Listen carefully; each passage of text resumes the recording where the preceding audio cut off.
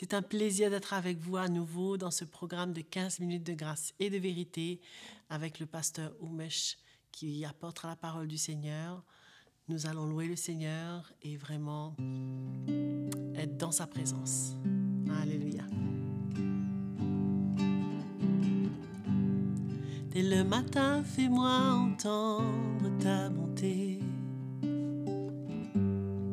Fais-moi connaître le chemin où je dois marcher.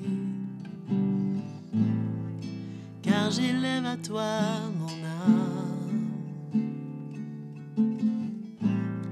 Auprès de toi je cherche un refuge. Dès le matin, fais-moi entendre ta bonté. Fais-moi connaître le chemin où je dois marcher. Car j'élève à toi mon âme. Auprès de toi je cherche un refuge. Enseigne-moi à faire ta volonté. Que ton esprit me conduise dans la vérité. Retire mon âme de la détresse. Car je suis ton serviteur. Retire mon âme de la détresse. Car je suis ton serviteur.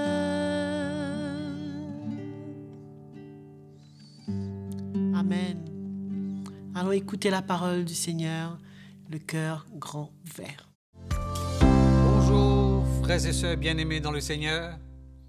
Quelle grâce encore une fois de se retrouver autour de la parole de Dieu. Et on remercie Joël pour sa participation dans ce programme de 15 minutes de grâce et de vérité. Amen. Et j'aimerais parler pour ces quelques minutes. Le thème de mon message, rien n'est plus important que sa parole. Et pour cela, on va lire dans le psaume 1er. Heureux l'homme qui ne marche pas selon le conseil des méchants, qui ne s'arrête pas sur la voie des pécheurs, qui ne s'assit pas en compagnie de moqueurs, mais qui trouve son plaisir dans la loi de l'Éternel et qui la médite jour et nuit. Il est comme un arbre planté près d'un courant d'eau qui donne son fruit en sa saison et dont le feuillage ne se flétrit point. Tout ce qu'il fait lui réussit. Amen. Rien n'est plus important que la parole de Dieu. Lorsqu'on devient un enfant de Dieu, la chose la plus importante, la priorité de notre vie, c'est de considérer la parole de Dieu. David expose ceci très bien, très clair, très explicite. Heureux l'homme qui ne marche pas selon le conseil des méchants, qui ne s'arrête pas, qui ne s'assit pas en compagnie de moqueurs, mais qui trouve son plaisir dans la loi de l'Éternel et qui la médite jour et nuit. Comme quoi, pour le chrétien, pour l'enfant de Dieu, la parole, c'est les directives de notre vie, les instructions de notre vie. Et comme David le dit quelque part aussi dans le psaume 119, « Ta parole est une lampe à mes pieds, une lumière sur mon sentier. » Mais j'aimerais lire aussi dans le livre de Proverbes, chapitre 4, rapidement.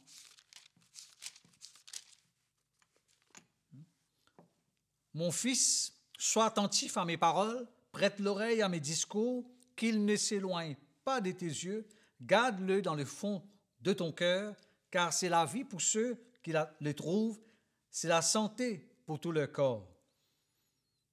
Garde ton cœur plus que toute autre chose, car de lui viennent les sources de la vie. Amen. Donc on voit encore une fois l'attention qu'on doit donner à la parole de Dieu. Parce que la parole de Dieu, c'est notre protection. La parole de Dieu, c'est notre sécurité. La parole de Dieu, c'est notre force. On est appelé à se dépendre de la parole de Dieu. Et comment David le dit très clairement, que celui qui plonge ses regards dans la loi parfaite du Seigneur, il verra que dans la vie, il y aura des saisons, comme dans la nature, il y a des saisons, n'est-ce pas? Et dans la vie chrétienne, dans la marche avec le Seigneur aussi, il y a des saisons. Et c'est pour cela il s'est permis, je crois, de s'exprimer ainsi en disant qu'il est un arbre planté près d'un courant d'eau qui donne son fruit en sa saison. Donc, il est en train d'illustrer la marche chrétienne, la vie d'un enfant de Dieu comme un arbre qui est planté près d'un courant d'eau. Et c'est comme le chrétien, comme l'enfant de Dieu qui demeure dans la parole du Seigneur. Et comme Jésus le dit aussi dans l'Évangile, que nous sommes les sarments et lui, il est le cep. Aussi longtemps que le sarment demeure attaché au cep, c'est indispensable qu'il porte des fruits. Et cet arbre dont David parle, qui est planté près d'un courant d'eau, il donne également son fruit en sa saison. Et le chrétien et l'enfant de Dieu qui demeure dans la parole du Seigneur, il n'a rien à craindre parce que sa vie est entre les mains du Seigneur, tout est sous le contrôle du Seigneur et on réalise comment le Seigneur, il prend soin de nous, il veille sur nous, sa parole nous le dit qu'il nous garde comme la prunelle de ses yeux. Et on repose sous l'abri du Très-Haut, quelque part. Et je me permettrai aussi de faire mention de Marie, parce que ça se trouve également dans ce texte que nous sommes en train de lire.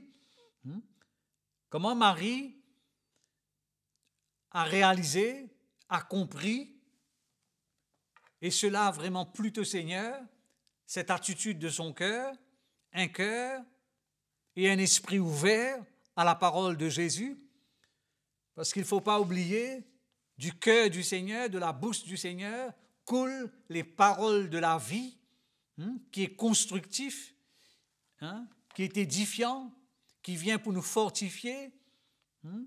Et le Seigneur dira à la sœur de Marie qu'elle a choisi la bonne part qui ne lui sera point ôtée. Marie avait compris très tôt ce que c'est de demeurer au pied du Seigneur, ce que c'est de vivre cette réalité là où la parole de Dieu est la chose la plus importante dans notre vie.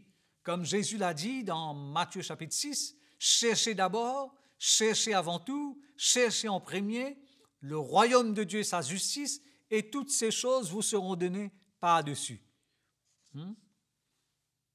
Et je réalise de plus en plus comment la parole du Seigneur a un effet extraordinaire sur notre vie.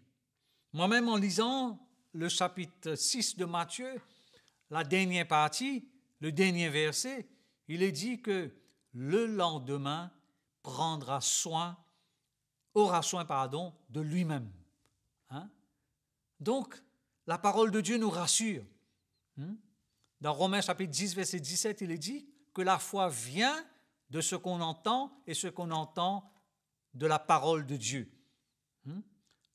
La parole de Dieu fait la foi jaillir dans notre cœur. On n'est pas dicté, on n'est pas contrôlé, on n'est pas manipulé, on n'est pas esclave, on n'est pas conditionné par les situations de la vie, les circonstances de la vie, parce qu'il ne faut pas oublier que nous sommes appelés à marcher par la foi et non par la vue. Il nous est impossible d'être agréable au Seigneur sans la foi. Comment allons-nous avoir la foi? Si c'est né en écoutant sa parole, en obéissant à sa parole, en se soumettant à sa parole, c'est comme cela, frères et sœurs, qu'on se retrouve dans cette place de sécurité, de sérénité, de tranquillité, là où on comprend et on réalise qu'on n'est pas appelé à vivre comme le monde. Le monde est troublé aujourd'hui. Que vous l'acceptez ou pas, nous vivons dans un monde tourmenté. Les soucis, les inquiétudes, les situations de la vie, les problèmes de la vie, les imprévus et toute autre chose qui suit encore. Comment cela bouleverse l'homme dans sa vie de tous les jours. Mais nous, on est rassurés lorsqu'on vient dans cette attitude où on met sa foi dans la parole du Seigneur. Une vie dépendante de la parole de Dieu. Et on a tout intérêt de se soumettre, de se plier et d'accepter la parole du Seigneur comme notre guide. Et je crois que on est heureux, on trouve la vraie joie, la vraie paix, le vrai réconfort lorsqu'on s'assit dans cette attitude d'un cœur où on réalise que le Seigneur, c'est lui qui a le dernier mot. Donc, c'est cela qui nous réconforte aujourd'hui. Nous sommes dans une autre course. Nous ne sommes pas comme cette course dont le monde court. Nous sommes dans une course là où le Seigneur veut nous prendre par la main, nous conduire, nous diriger, nous guider. Comme David encore une fois le dit, comment le jeune homme rendra-t-il pieux son sentier? C'est en se dirigeant d'après ta parole. Quelle grâce Dieu nous a laissé sa parole. Il ne nous a pas laissé dans un style de vie là où nous devons nous tracasser, paniquer, mais d'être rassurés. Vous savez, les inquiétudes, les soucis, c'est humain, ça arrive. Même les disciples, pour terminer, même les disciples, un jour, dans la barque, ils ont dit au Seigneur, ne t'inquiètes-tu pas de ce que nous périssons. Mais Dieu s'inquiète de nous. Le Seigneur s'inquiète de nous. Il nous a prouvé, il a donné sa vie pour nous, il est mort à la croix pour nous, il est ressuscité et il veut prendre soin de nous. Que le Seigneur nous donne sa grâce et que nous puissions parvenir dans ce style de vie, là où on réalise que rien n'est plus important que sa parole. Notre priorité, la priorité de priorité pour un chrétien, c'est de s'aligner, c'est de se conformer à la parole de Dieu. Amen. Le temps est court, je ne peux pas mentionner un autre verset, mais ce sera dans la prochaine session. Que le Seigneur nous aide et que le Seigneur nous emmène dans cette place de dépendance de sa parole. Amen. Seigneur vous bénisse et à très bientôt. Nous avons été bénis par ce message apporté par le pasteur Oumesh dans cette session de 15 minutes de grâce et de vérité.